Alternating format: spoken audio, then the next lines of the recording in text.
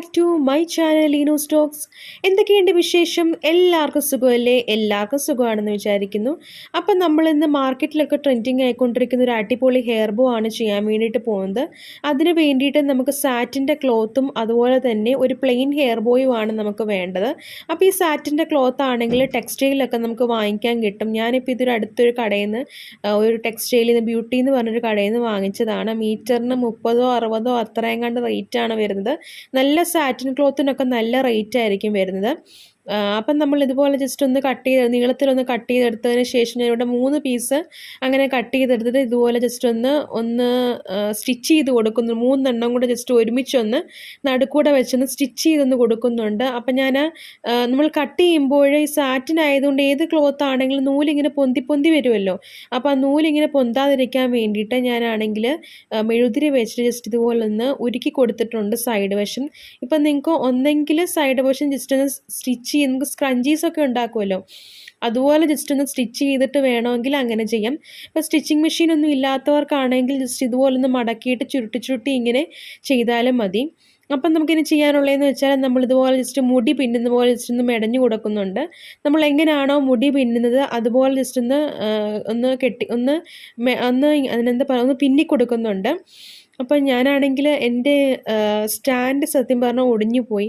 വേറെ സ്റ്റാൻഡിന് ഞാനിങ്ങനെ ഓർഡറൊന്നും കൊടുത്തില്ല. പിന്നെ ഓർഡർ കൊടുക്കണം.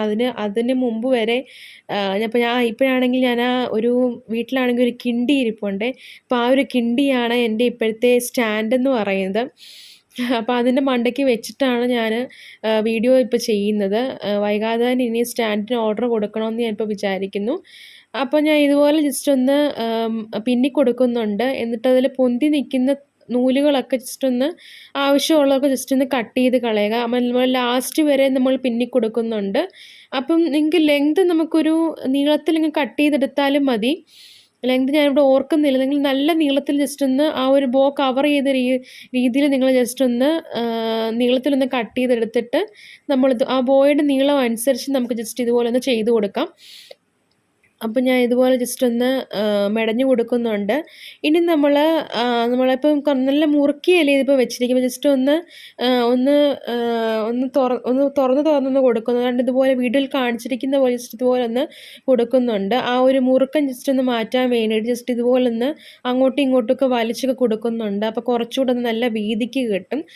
വേണമെങ്കിൽ നമുക്ക് വേറെ കുറേ തുണികളൊക്കെ വെച്ചിട്ട് നമുക്കിങ്ങനെ വീതിക്കൊക്കെ ഇങ്ങനെ നമുക്ക് ചെയ്യാവുന്നതാണ്.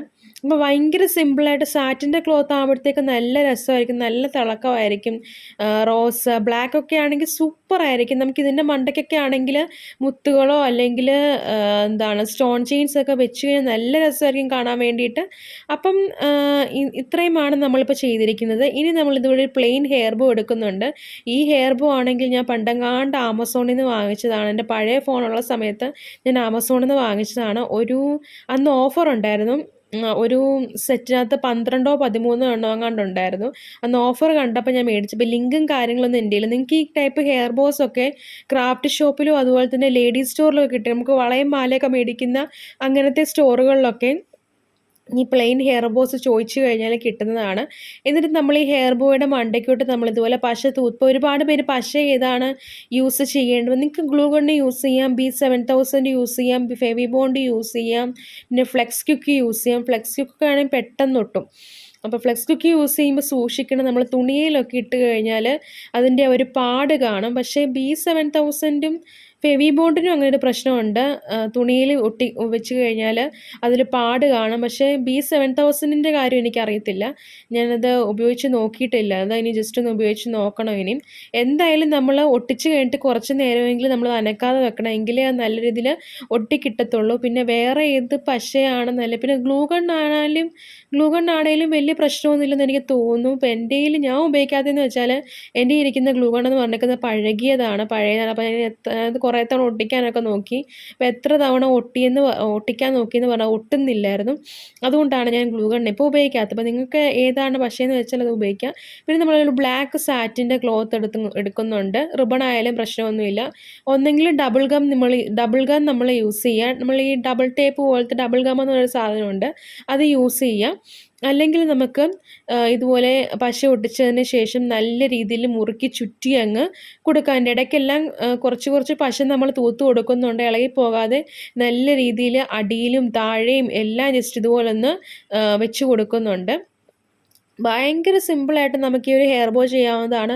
ഈ നോട്ടഡ് ഹെയർ ബോ ഒക്കെ നമുക്ക് ഇതുപോലെ ചെയ്യാവുന്നതാണ്. അതുപോലെ തന്നെ ഇതിൻ്റെ മണ്ടയ്ക്ക് മുത്തൊക്കെ വെച്ച് കളറാക്കി എടുക്കാവുന്നതാണ്. പല ടൈപ്പുള്ള ബീഡ്സ് ഒക്കെ വെച്ചിട്ട് നമുക്കൊരു ഐഡിയ കിട്ടിക്കഴിഞ്ഞാൽ നമുക്കിത് എങ്ങനെയൊക്കെ വെറൈറ്റി ആക്കാമെന്നാണ് നമ്മൾ ചിന്തിക്കേണ്ടത്. അപ്പോൾ ഇതിന് റേറ്റ് ഒക്കെ ഇടുന്നതെന്ന് വെച്ചാൽ ഇതൊരു സാറ്റിൻ ക്ലോത്തിന് റേറ്റ് ഉള്ളത് കൊണ്ട് നമുക്ക് ഒരു 100ന് മേപ്പോട്ട് വേണം. കാരണം അത്രയും റേറ്റിനാണ് കടകളിലൊക്കെ പോകുന്നത്.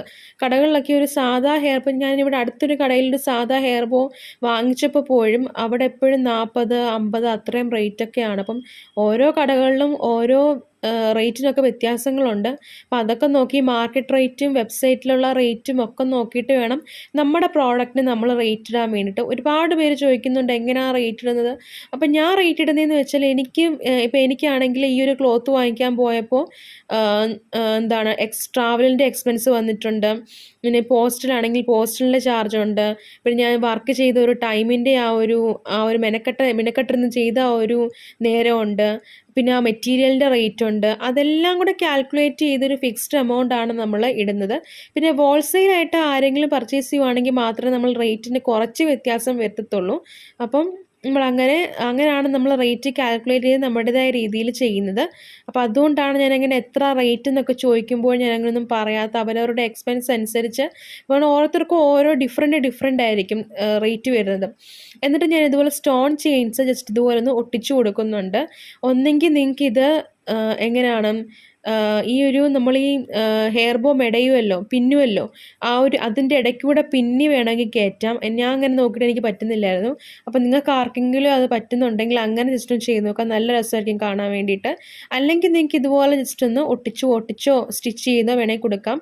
ഈ സ്റ്റോൺ ചെയിൻ നമുക്ക് മീറ്ററിനാട്ടോ കൊടുക്കുന്നത്. മീറ്ററിന് എത്ര എന്നുള്ള റേറ്റൊക്കെ ഞാൻ മറന്നേ പോയി. പണ്ടെങ്ങാണ്ട് വാങ്ങിച്ചതാണ് ഇതൊക്കെ. അതൊക്കെ ഇപ്പോഴാണ് ഞാൻ എടുക്കുന്നത് തന്നെ. അപ്പം നമ്മുടെ അടിപൊളിയായിട്ടുള്ള ഹെയർ ബോ സെറ്റ് ആയിട്ടുണ്ട്. ഇഷ്ടമായ ജസ്റ്റ് ഈ വീഡിയോ ഒന്ന് ലൈക്ക് ചെയ്ത് സപ്പോർട്ട് ചെയ്യാനും ഷെയർ ചെയ്യാനും കമൻറ്റ് ചെയ്യാനും മറക്കരുത്. എല്ലാവർക്കും യൂസ്ഫുൾ ആവുന്നൊരു വീഡിയോ ആണിത്. അപ്പം മസ്റ്റായിട്ടും എല്ലാവരും വീട്ടിൽ നിന്ന് ട്രൈ ചെയ്ത് നോക്കുക. നെക്സ്റ്റ് വീഡിയോ ആവുന്നതും വരെ ബൈ ഡിയേഴ്സ്.